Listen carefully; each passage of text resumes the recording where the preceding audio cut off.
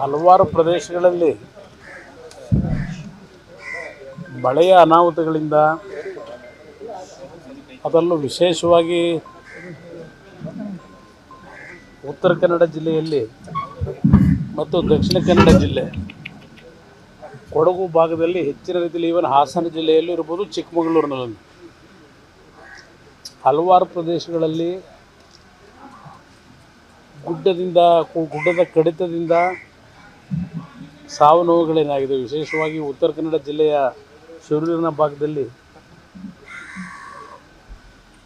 ಹಲವಾರು ರೀತಿಯ ಪ್ರಾಣಹಾನಿಯಾಗಿರ್ತಕ್ಕಂಥದ್ದೇನಿದೆ. ಸುಮಾರು ಈಗಾಗಲೇ 7 ಜನರ ಒಂದು ದುರ್ಘಟನೆಯಲ್ಲಿ ಮರಣ ಹೊಂದಿರತಕ್ಕಂಥದ್ದು ವರದಿ ಇರತಕ್ಕಂಥದ್ದೇನಿದೆ.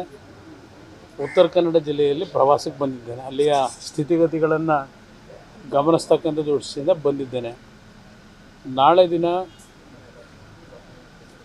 ಸಕಲೇಶಪುರ ಭಾಗದಲ್ಲಿ ಅಲ್ಲೂ ಸಹ ನಾಳೆ ಬೆಳಗ್ಗೆ ಅಲ್ಲಿಯ ಒಂದು ಅನಾಹುತಗಳ ಬಗ್ಗೆ ಹೋಗಿ ಜನಗಳ ಒಂದು ಸಾಂತ್ವನ ಮೂಡತಕ್ಕಂಥ ನಿಟ್ಟಿನಲ್ಲೂ ನಾಳೆ ದಿನವೂ ಕಾರ್ಯಕ್ರಮ ಹಾಕ್ಕೊಂಡಿದ್ದೇನೆ. ಆ ಹಿನ್ನೆಲೆಯಲ್ಲಿ ಇವತ್ತು ಉತ್ತರ ಕನ್ನಡ ಜಿಲ್ಲೆಗೆ ಹೋಗ್ತಾಯಿದ್ದೀನಿ. ಇಲ್ಲ, ನನಗೆ ಇದೇ ಒಂದು ನಾನು ಕಳೆದ 3 ದಿನಗಳಿಂದ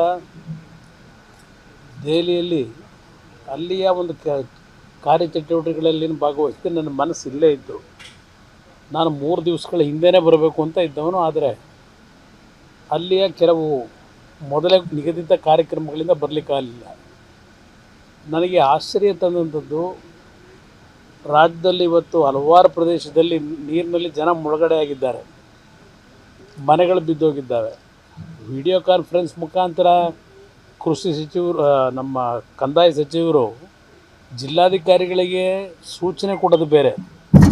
ಇಂಥ ಸಂದರ್ಭದಲ್ಲಿ ಮುಖ್ಯಮಂತ್ರಿಗಳಾಗಲಿ ಸಂಬಂಧಪಟ್ಟಂಥ ಸಚಿವರುಗಳಾಗಲಿ ಭೇಟಿ ಕೊಡದೇ ಇರತಕ್ಕಂಥದ್ದು ಎಷ್ಟರ ಮಟ್ಟಿಗೆ ಜನರ ಬಗ್ಗೆ ಇವರಿಗೆ ಕಾಳಜಿ ಇದೆ ಅಂತಕ್ಕಂಥದ್ದು ತೋರಿಸ್ತದೆ.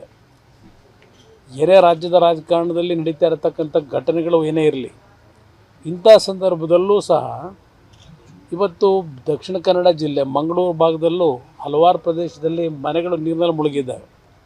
ಪ್ರತಿನಿತ್ಯ ಜನರ ಬದುಕೇನಾಗ್ತಾ ಇದೆ. ಒಂದು ಸ್ಥಳ ಪರಿಶೀಲನೆ ಮಾಡಿ ಅವರಿಗೆ ಒಂದು ಧೈರ್ಯ, ಸಾಂತ್ವನ ಇಡ್ತಕ್ಕಂಥ, ಧೈರ್ಯ ತುಂಬತಕ್ಕಂಥ ಕೆಲಸ ಯಾರಿಂದೂ ಆಗಲಿಲ್ಲ. ವಿಡಿಯೋ ಕಾನ್ಫರೆನ್ಸ್ ಮುಖಾಂತರ ನಿನ್ನೆ ದಿನ ಅಧಿಕಾರಿಗಳಿಗೆ ಸೂಚನೆ ಕೊಟ್ಟಿದ್ದಾರೆ ಅನ್ನೋದನ್ನು ಮಾಧ್ಯಮದಲ್ಲಿ ನೋಡಿರ್ತಕ್ಕಂಥದ್ದು ಬಿಟ್ಟರೆ, ಇವತ್ತು ಕೊಡಗಿನಲ್ಲೇ ಹೇಳೋದಾದರೆ, ನನಗೆ 2018ರ ಅನುಭವ ಇದೆ. ಕೊಡಗಿನಲ್ಲಿ ಇವತ್ತು ದೊಡ್ಡ ಮಟ್ಟದ ಒಂದು ಮಳೆಯನ್ನು ನಾವೇನು ಕಾಣ್ತಾ ಇದ್ದೇವೆ. ಈಗಾಗಲೇ ಜಲಾಶಯಗಳು ಭರ್ತಿ ಆಗ್ತಾ ಇರ್ತಕ್ಕಂಥದ್ದು ಒಂದು ಭಾಗ, ಒಂದು ಸಂತೋಷ ತಂದಿರತಕ್ಕಂಥದ್ದು. ಆದರೆ ಕೊಡಗಿನಲ್ಲಿ ಆರಂಗಿ ಭಾಗದಲ್ಲಿ ಜಲಾಶಯದಲ್ಲಿ ನೀರು ತುಂಬಿಕೊಂಡಾಗ, ಅಲ್ಲಿಯ ಒಂದು ಧಾರಾಕಾರ ಮಳೆ ಬಂದಾಗ ಕುಶಾಲನಗರ ಭಾಗದಲ್ಲಿ ಮನೆಗಳಿಗೆ 2 ಅಡಿ 3 ಅಡಿ ನೀರು ನಿಲ್ತಕ್ಕಂಥದ್ದು ನಾನು ಅವತ್ತು ಕಂಡಿದ್ದೇನೆ. 18ರಲ್ಲಿ ನಾನೇ ಖುದ್ದು ಸ್ಥಳ ಪರಿಶೀಲನೆ ಮಾಡಿದ್ದೇವೆ. ಆ ಸಂದರ್ಭದಲ್ಲಿ ಹಲವಾರು ರೀತಿಯ ನಾವು ಜನತೆಯ ಒಂದು ಸಂಕಷ್ಟಗಳಿಗೆ ಸ್ಪಂದಿಸ್ತಕ್ಕಂಥದ್ದೇನಿದೆ. ಇವರು ನಾವೇನಾದರೂ ಹೇಳಿದ್ರೆ ಮುಖ್ಯಮಂತ್ರಿಗಳು PD ಅಕೌಂಟ್ನಲ್ಲಿ ದುಡ್ಡು ಇಟ್ಟಿದ್ದೇವೆ ಅಂತಾರೆ. ದುಡ್ಡಿಡೋದು ಮುಖ್ಯ ಅಲ್ಲ. ಇಂಥ ಸಮಯದಲ್ಲಿ ಸ್ಥಳಕ್ಕೆ ಭೇಟಿ ಕೊಟ್ಟು ಅಲ್ಲಿಯ ಜನರಿಗೆ ಆಗ್ತಕ್ಕಂಥ ಆತಂಕಗಳಿಗೆ ಒಂದು ಮಾನಸಿಕ ಧೈರ್ಯ ತುಂಬತಕ್ಕಂಥ ಕೆಲಸ ಆಗಬೇಕು ನನ್ನ ಅಭಿಪ್ರಾಯ. ಅದು ಈ ಸರ್ಕಾರದಿಂದ ನಾವು ಕಾಣದೇ ಇರತಕ್ಕಂಥದ್ದೇನಿದೆ. ಈ ಸರ್ಕಾರಕ್ಕೆ ಆಡಳಿತ ಹೇಗೆ ನಡೆಸಬೇಕು ಅನ್ನೋದೇ ಮರ್ತೋಗಿದೆಯಾ ಅನ್ನೋದು ಗೊತ್ತಿಲ್ಲ ನನಗೆ. ರಾಜ್ಯದ ಮುಖ್ಯಮಂತ್ರಿಗಳ ನಡವಳಿಕೆಗಳನ್ನು ನೋಡ್ತಾ ಇದ್ದೇನೆ. ಮುಖ್ಯಮಂತ್ರಿಗಳಿಗೆ ಇವತ್ತು ಈ ಸರ್ಕಾರದಲ್ಲಿ ಆಗಿರ್ತಕ್ಕಂಥ ಹಲವಾರು ರೀತಿಯ ಅಕ್ರಮಗಳ ಒಂದು ವಿಷಯದಲ್ಲಿ ಮುಖ್ಯಮಂತ್ರಿಗಳಿಗೆ ನೈತಿಕತೆಯನ್ನು ಇವತ್ತು ಉಳಿಸ್ಕೊಳ್ಳಿಕ್ಕಾಗದೆ, ಜನರ ಮುಂದೆ ಬರಲಿಕ್ಕಾಗದೇ ಇರತಕ್ಕಂಥ ಒಂದು ವಾತಾವರಣದಲ್ಲಿ ಇದ್ದಾರೆ ಅನ್ನೋದು ನನ್ನ ಅಭಿಪ್ರಾಯ.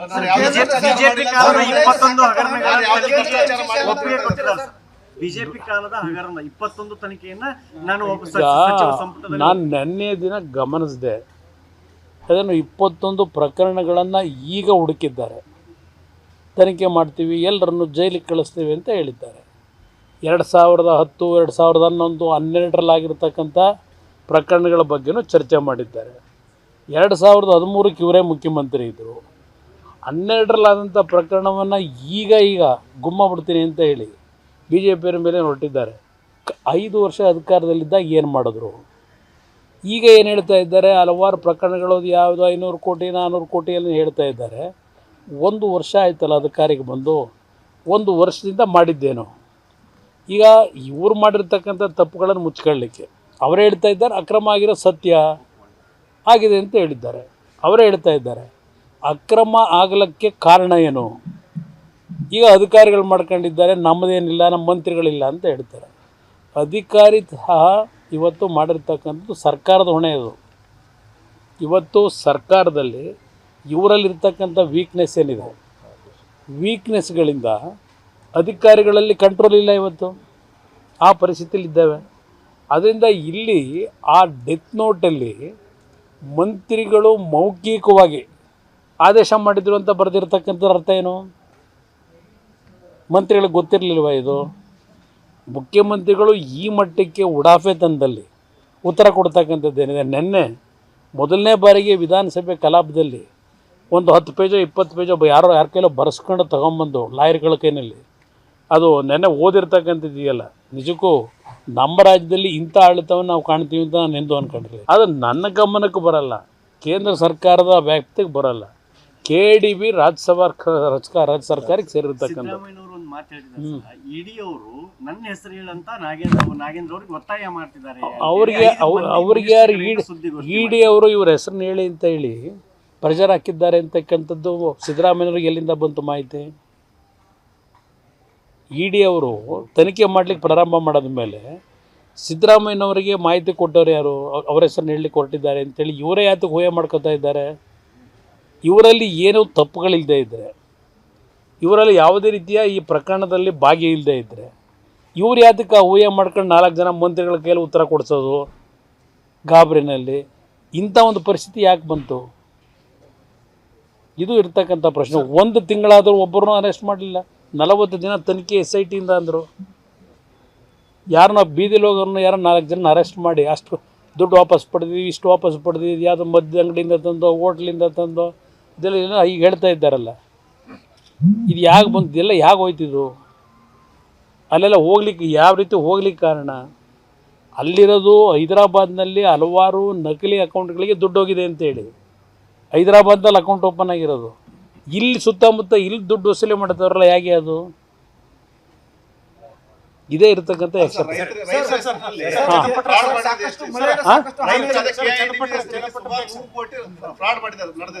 ಅದು ನೋಡಿ, ಬರೀ ಅದು ರೈತರ ಹೆಸರಿನಲ್ಲಿ ಅಷ್ಟೇ ಅಲ್ಲ, ಎಲ್ಲ ರೀತಿಯಲ್ಲೂ ನಡೀತಾ ಇದೆ. ಇವತ್ತು ರಾಜ್ಯದಲ್ಲಿ ಯಾವ ರೀತಿಯ ಒಂದು ಆಡಳಿತ ನಡೀತಾ ಇದೆ ಅಂತಕ್ಕಂಥದ್ದು ನನಗಿಂತ ಹೆಚ್ಚಾಗಿ ನಿಮಗೆ ಗೊತ್ತಿದೆ. ಇವತ್ತು ಯಾರಿಗೂ ಭಯ ಭಕ್ತಿ ಇಲ್ಲ, ಜನರ ಕಷ್ಟ ಸುಖಗಳನ್ನು ನೋಡಬೇಕು ಅನ್ನೋದಿಲ್ಲ. ಕಳೆದ 1 ವರ್ಷದ ಕಾಂಗ್ರೆಸ್ನ ಆಡಳಿತದಲ್ಲಿ ನೀವೆಲ್ಲ ಗಮನಿಸ್ತಕ್ಕಂಥದ್ದು, ತಮಗೆ ನನ್ನ ಗಮನಕ್ಕೆ ತರ್ತಕ್ಕಂಥದ್ದು ಯಾವ ಅಭಿವೃದ್ಧಿ ಕಾಣ್ತಾ ಇದ್ದೇವೆ? ಬಹುಶಃ ನಿನ್ನೆ ದಿನ ಇಲ್ಲೇ ಧಾರವಾಡದಲ್ಲೂ ಇರಬೇಕೇನೋ, ನಮ್ಮ ರೈತರುಗಳು 1 ವರ್ಷದಿಂದ KMFನ ಹಾಲಿನ ಉತ್ಪಾದನೆ ಆಗಿರ್ತಕ್ಕಂಥ ಹಾಲಿನ ದುಡ್ಡು ಕೊಟ್ಟಿಲ್ಲ ಅಂತೇಳಿ ಸ್ಟ್ರೈಕ್ ಮಾಡ್ತಾ ಇದ್ದಾರೆ. ನಮ್ಮ KMF ದುಡ್ಡು ಬಂದಿಲ್ಲ ಅಂತ ಹೇಳಿ ಡೈರಿಯಿಂದ. ಇದು ಕಳೆದ 1 ವರ್ಷದಿಂದ ಯಾವ ರೀತಿ ಇವತ್ತು ರೈತನು ಇವರು ಇವತ್ತು ಯಾವ ರೀತಿ ಕಡೆಗಣಿಸಿದ್ದಾರೆ. ರೈತರು ಕೊಡಬೇಕಾದ ದುಡ್ಡು ಅವ್ರ ದುಡ್ಡು, ಅದು ಪ್ರೋತ್ಸಾಹನ ಕೊಡಬೇಕಾದಂಥದ್ದು. ಇದು ಒಂದು ಭಾಗ. ಆಮೇಲೆ ಮಾತೆತ್ತಿದ್ರೆ ಏನು ನಮ್ಮ ಪರಿಶಿಷ್ಟ ಜಾತಿಯ ಪರಿಶಿಷ್ಟ ಪಂಗಡಗಳಿಗೆ 39,000 ಕೋಟಿ ಕೊಟ್ಟಿದ್ದೀನಿ ಅಂತಾರೆ. 39,000 ಕೋಟಿ ಕೊಟ್ಟಿದ್ದೀನಿ ಅಂತ ಬೆನ್ನು ತಟ್ಕೊಳ್ಳೋದು ಮುಖ್ಯ ಅಲ್ಲ. ಆ 39,000 ಕೋಟಿ ಒಳಗೆ ಬರ್ತಕ್ಕಂಥ ಈ 187 ಕೋಟಿ ಈ ದುಡ್ಡು ಇನ್ನು ಇದರಲ್ಲೇ ಈ ಮಟ್ಟಕ್ಕಾಗಿದ್ದರೆ ಇನ್ನುಳಿದಿದ್ದು ಏನೇನಾಗಿದೆ? ಈಗ ಗಂಗಾ ಕಲ್ಯಾಣದೇನೋ ಅಕ್ರಮ ಅಂತಾರೆ, ಮತ್ತಿನ್ಯಾವುದೋ ಅಕ್ರಮ ಅಂತಾರೆ. ಇವ್ರ ಕಾಲದಲ್ಲಿ ಏನೇನಾಗಿದೆ ತೆಗಿಬೇಕಲ್ಲ. ಇವ್ರದ್ದು ಏನೇನಾಗಿದೆ? ಇಷ್ಟು ದಿವಸ ಏನು ಮಾಡ್ತಾ ಇದ್ರು? 1 ವರ್ಷ ಆಯ್ತಲ್ಲ ಸರ್ಕಾರ ಬಂದು, ಇಷ್ಟೆಲ್ಲ ಮಾಹಿತಿಗಳು ಇಟ್ಕೊಂಡು ಯಾತಕ್ಕೆ ತನಿಖೆ ಮಾಡಿ ಇಲ್ಲಿವರೆಗೆ ಅದ್ರ ಬಗ್ಗೆ ಆ್ಯಕ್ಷನ್ ತಗೊಳ್ಳಿಲ್ಲ? ಸರ್, ವಾಲ್ಮೀಕಿ ಮತ್ತು ಮೂಡ ಹಗರಣದಲ್ಲಿ ಸಿದ್ದರಾಮಯ್ಯನವರ ಪಾತ್ರ ಇದೆ ಅನ್ಸುತ್ತೆ ಸರ್. ತಾವು ಮೂಡ ಹಗರಣದಲ್ಲಿ ಸಿದ್ದರಾಮಯ್ಯನವ್ರದ್ದೇ ಪಾತ್ರ. ಮೂಡ ಹಗರಣದಲ್ಲಿ ಜಮೀನವ್ರದ 1992ರಲ್ಲಿ ಪ್ರಿಲಿಮಿನರಿ ನೋಟಿಫಿಕೇಶನ್ ಆಗಿರೋದು, 93ನಲ್ಲಿ ಪೋತಿ ಖಾತೆ ಆಗೋಗಿದೆ. ನಿಂಗ ಉರೂಫ್ ಜವರ ಅವ್ರ ಬದುಕೇ ಇಲ್ಲ. ಭೌತಿಕ ಖಾತೆ ಅವ್ರ ಮಗನ ಹೆಸರಿಗಾಗಿದೆ 93ರಲ್ಲಿ. 98ರಲ್ಲಿ ನಿಂಗನ ಹೆಸರಿನಲ್ಲಿ ಸತ್ತಿರನ ಹೆಸರಿನಲ್ಲಿ ಡಿನೋಟಿಫಿಕೇಶನ್ ಮಾಡೋಕ್ಕಾಯ್ತದ? ಯಾರು ಡಿನೋಟಿಫಿಕೇಶನ್ ಮಾಡಿಸ್ತಾರೋ? ಇಲ್ಲಿರತಕ್ಕಂಥ ಪ್ರಶ್ನೆ ಡಿನೋಟಿಫಿಕೇಶನ್.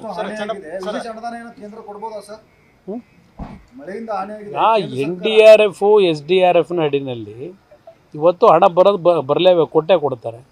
ಇಲ್ಲಿ ರಾಜ್ಯ ಸರ್ಕಾರ ಏನು ಮಾಡ್ತಾರೆ ನೋಡೋಣಂತೆ.